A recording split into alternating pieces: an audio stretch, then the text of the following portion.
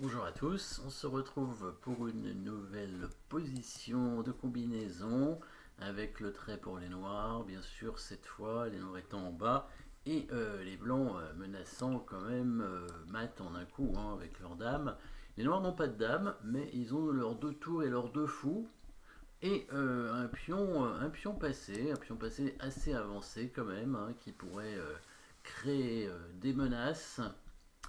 Bon, alors, étant donné que les blancs menacent mat en un coup, soit on parle mat, ce qui est logique, soit on fait échec, c'est obligatoire. Menace de mat ne sert à rien ici, puisque sinon on est mat en premier. Donc, alors si on parle mat, bon, ça va être un coup un peu passif, évidemment, avec un coup comme tour en D7 probablement qui contrôle la case, sauf que bon, il risque d'y avoir quand même des problèmes avec cavalier prend pion et on risque de se faire mater quand même. Donc a priori ce serait pas une bonne idée. Donc plus qu'un échec possible avec les noirs.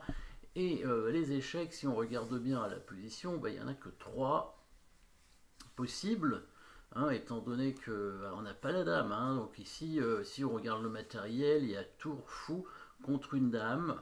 Donc les noirs ont du matériel en moins, mais un pion très avancé évidemment qui pourrait aider à créer des menaces. Donc ici il y a des échecs qui n'ont pas l'air très intéressants, comme le coup de fou. En G2 pour l'instant ne sert à rien, le roi va prendre le fou et on n'aurait même plus d'échecs après. Le pion qui avance pourrait avoir un intérêt pour aller à dame, sauf que le roi va prendre le fou, et si on fait dame, il y a simplement la tour qui prend, évidemment, et donc ça ne sert à rien. Bon, le fou, on a dit que c'était pas bon, donc du coup, par élimination, il ne reste plus qu'un coup, finalement.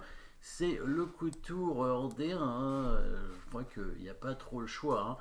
Alors sur ce coup de tour D1, les blancs ont deux possibilités, soit ils prennent la tour, soit il monte le roi, tout simplement. Évidemment, n'hésitez pas à mettre la pause, toujours par rapport à la position, par rapport à la suite de la partie qui pourrait arriver. Alors déjà, qu'est-ce qui se passe si la tour prend la tour?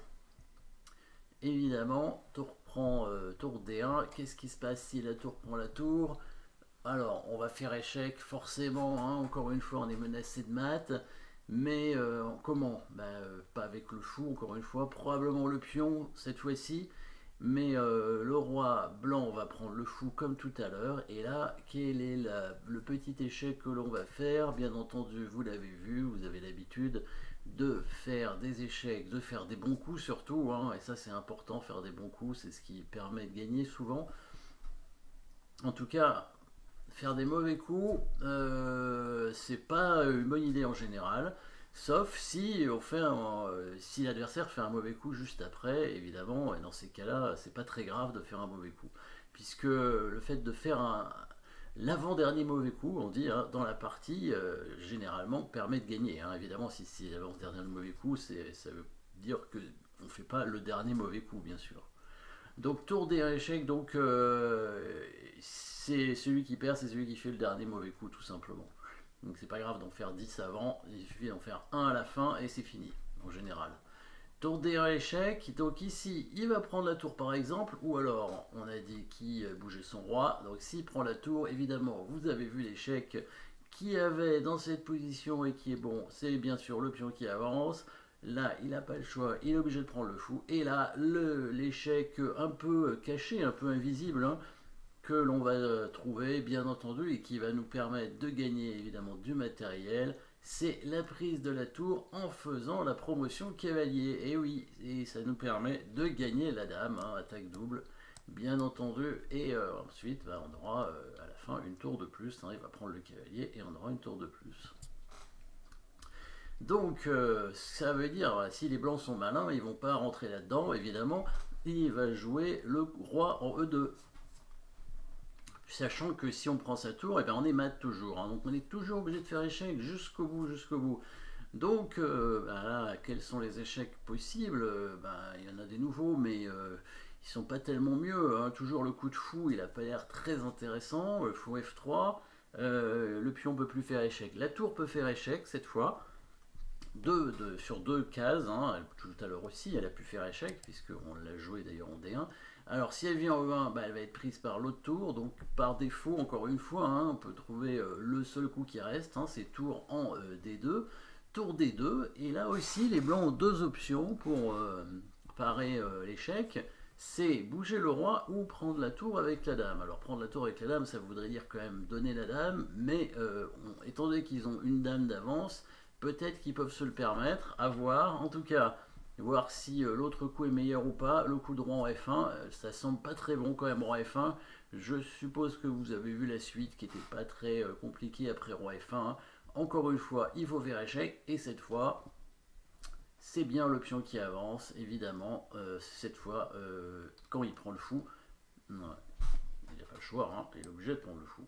Ben, on va faire matons un coup, non? Je crois que c'est matons un coup, oui, tout à fait. Matons un coup en poussant le pion à dame. Et oui, double échec, dame, tour qui font échec, le roi est obligé de bouger, la dame est protégée par la tour ici, donc le roi peut pas prendre la dame, le fou qui contrôle la dernière case ici, la dame qui contrôle derrière, c'est bien mat. Du coup, bah ouais, c'est ce qu'on disait, hein, on va être obligé avec les blancs, si on a les blancs, de prendre la tour avec la dame, pas le choix.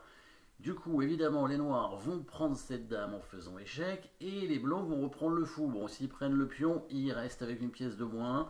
On devrait réussir à gagner la finale, donc on va quand même regarder s'il prend le fou, qu'est-ce qui se passe, parce que finalement, bah, on a regagné notre matériel, hein, puisqu'on a pris la dame contre tour et fou, mais bah, pour l'instant, on n'a rien gagné finalement. Hein, c'est égalité matérielle du coup, donc on a rétabli simplement l'équilibre.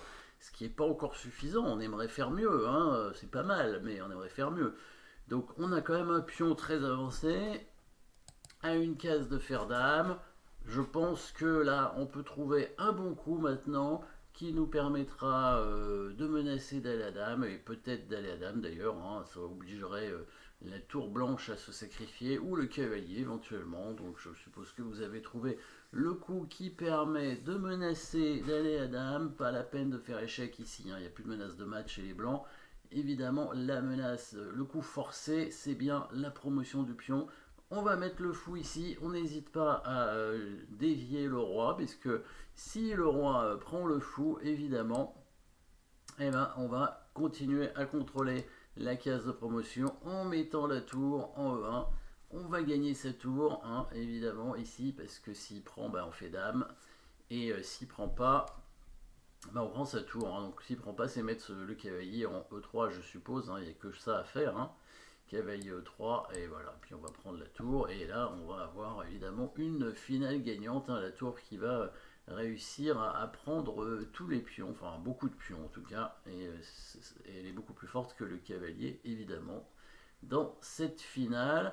L'autre option donc c'est de ne pas prendre le fou et donc d'amener tout de suite le cavalier en E3 pour contrôler la case en D1. Mais là, c'est une élimination de la défense, hein, évidemment, pas très compliqué. On prend le cavalier, et ensuite on fait dame. Donc pas mal de combinaisons de thèmes tactiques hein, dans cette position. Alors, tour D1 échec, c'est une attraction, hein, parce qu'on attire la tour pour pouvoir avancer le pion et faire promotion du pion, donc pion passé, hein, évidemment. Ensuite, le roi qui bouge. S'il vient en F1, bon, bah, on aura un pion passé et une attaque à la découverte qui va donner mat. La dame prend la tour, on reprend, attaque à la découverte encore. Il vient ici, déviation du roi, bien sûr.